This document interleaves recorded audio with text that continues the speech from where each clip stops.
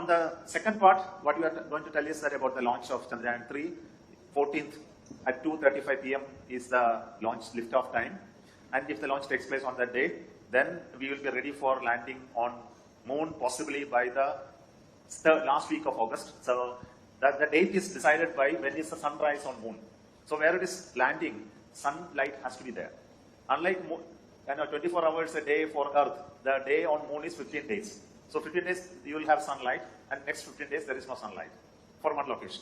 नमस्कार दोस्तों, मैं अंजलि स्वागत करती हूँ आप सभी का मेरे इस नए वीडियो में। आज के इस वीडियो में हम जानेंगे इंडियन स्पेस रिसर्च ऑर्गेनाइजेशन यानी कि इसरो के द्वारा लॉन्च किए जाने वाले चंद्रयान 3 अभियान के बारे में जानकारी।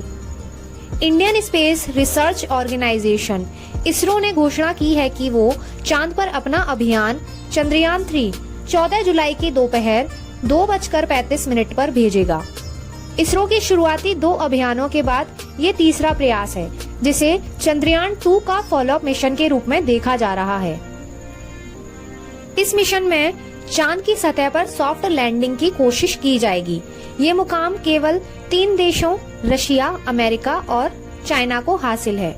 तो चलिए जानते हैं इसरो के चंद्रयान 3 अभियान के बारे में रोचक जानकारी।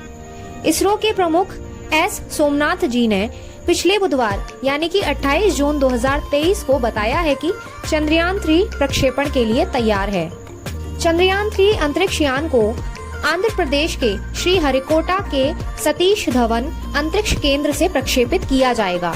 इसका प्रक्षेपण LMV-3 के रॉकेट के जरिए किया जाएगा, जिसे पहले GSLV Mark 3 के नाम से जाना जाता था। चंद्रयान 3 का कुल बजट करीब 615 करोड़ रुपए बताया गया है।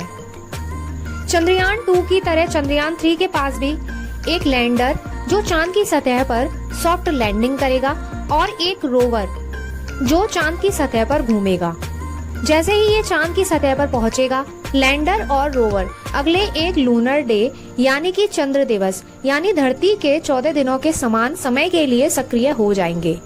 इसरो के चंद्र अभियान का लक्ष्य चांद के दक्षिण ध्रुवीय क्षेत्र में सॉफ्ट लैंडिंग करने का है। इसरो ने सितंबर 2019 में चंद्रयान 2 को चांद पर उतारने के लिए प्रयास किया था, लेकिन तब उसका विक्रम लैंडर क्षतिग्रस्त हो गया था। किसी अंतरिक्ष यान के चांद पर 2 तरह से लैंडिंग हो सकती है। एक है सॉफ्ट लैंडिंग, जिसमें अंतरिक्ष यान की गति कम होती जाती है और वो धीरे धीरे चांद की सतह पर सफलतापूर्वक उतर जाता है।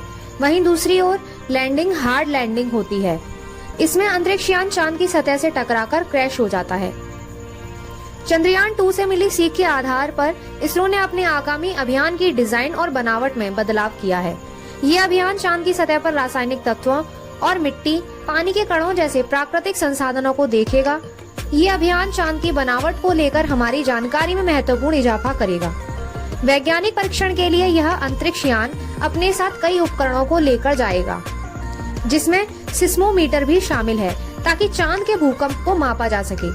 वैज्ञानिक इस तरह के परीक्षण से चांद की सतह के तापमान और वहां के वातावरण के अन्य तत्वों को जान सकेंगे। चंद्रयान 3 पर स्पेक्ट्रोपोलैरिमेट्री ऑफ हैबिटेबल प्लैनेट अर्थ यानी कि शेप भी लगा होगा, जिससे हमारे वैज्ञानिकों को चंद्रमा की कक्षा के छोटे ग्रहों और हमारे सौरमंडल के बाहर स्थित ऐसे अन्य ग्रहों के बारे में जानकारी इकट्ठा करने के लिए महत्वपूर्ण डेटा हासिल हो सकेगा, जहां जीवन संभव है। भारतीय अंतरिक्ष अनुसंधान संगठन इसरो ने कहा है कि चंद्रयान 3 अंतरिक्ष यान में एक प्रोपल्शन मॉड्यूल जिसका वजन 2148 किलोग्राम है, एक लैंडर जो 1723.89 किलोग्राम और एक रोवर जिसका वजन 26 किलोग्राम शामिल है। इससे पहले चंद्रयान 2 पेलोड का वजन लगभग 3.8 टन था। ऑर्बिटर का वजन 2379 किलोग्राम था। विक्रम लैंडर का वजन 1444 किलोग्राम था, जिसमें प्रज्ञान रोवर 27 किलोग्राम शामिल था। चंद्रयान 3 इस बार 10 चरणों में चंद्रमा की सतह तक पहुंचेगा। पहला है पृथ्वी केंद्रित चरण यानी धरती पर होने वाले काम। इसमें 3 स्टेज आते हैं। पहला लॉन्च से पहले का स्टेज, दूसरा लॉन्च और रॉकेट को अंतरिक्ष तक ले जाना और तीसरा धरती की अलग अलग कक्षाओं में चंद्रयान 3 को आगे बढ़ाना। इस दौरान चंद्रयान 3 करीब 6 चक्कर धरती के चारों तरफ लगाएगा फिर वह दूसरे फेज की तरफ बढ़ जाएगा। दूसरा चरण है लूनर ट्रांसफर फेज, यानी चंद्रमा की तरफ भेजने का काम। इस फेज में ट्रेजेक्टरी का ट्रांसफर किया जाता है, यानी स्पेसक्राफ्ट लंबे से सोलर ऑर्बिट से होते हुए चंद्रमा की ओर बढ़ने लगता है। तीसरा चरण लूनर ऑर्बिट इंसर्जन फेज, यानी कि LOI, यानी चांद की कक्षा में चंद्रयान 3 को भेजा जाएगा। चौथा चरण, इसमें 7 से 8 बार ऑर्बिट मैन्यूवर करके चंद्रयान 3 चंद्रमा की सतह से 100 किलोमीटर ऊंची कक्षा में चक्कर लगाना शुरू कर देगा। पांचवें चरण में प्रोपल्शन मॉड्यूल और लूनर मॉड्यूल एक दूसरे से अलग होंगे। छठा चरण होगा डी बूस्ट फेज, यानी जिस दिशा में जा रहे हैं उसमें गति को कम करना। सातवां चरण प्री लैंडिंग फेज, यानी लैंडिंग से ठीक पहले की स्थिति, लैंडिंग की तैयारी शुरू की जाएगी।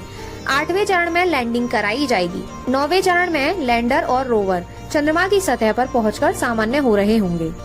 10वां चरण प्रोपल्शन मॉड्यूल का चंद्रमा की 100 किलोमीटर की कक्षा में वापस पहुंचना।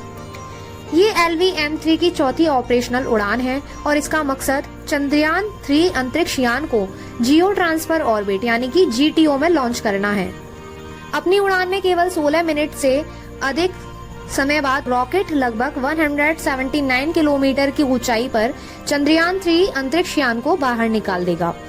चंद्रयान 3 चांद को लेकर इसरो का तीसरा अंतरिक्ष अभियान है। इसे भारतीय चंद्र अन्वेषण कार्यक्रम के नाम से भी जाना जाता है। भारत ने अपना पहला चंद्र अभियान चंद्रयान 1 2008 में प्रक्षेपित किया था। उस पर एक ऑर्बिटर और इम्पैक्ट प्रोब भी था, लेकिन यह शेकल्टन क्रेटर के पास क्रैश हो गया था। बाद में इस जगह को जवाहर पॉइंट का नाम दिया गया था। इसके साथ ही भारत चांद पर अपना झंडा फहराने वाला दुनिया का चौथा देश बन गया। उससे पहले अमेरिका, रशिया और जापान ये कामयाबी हासिल कर चुके थे। तब अपने प्रक्षेपण के 312 दिन बाद उसका संपर्क धरती से टूट गया, लेकिन ये जानकारी दी गई कि संपर्क टूटने से पहले इस अभियान का 95% लक्ष्य हासिल किया गया है।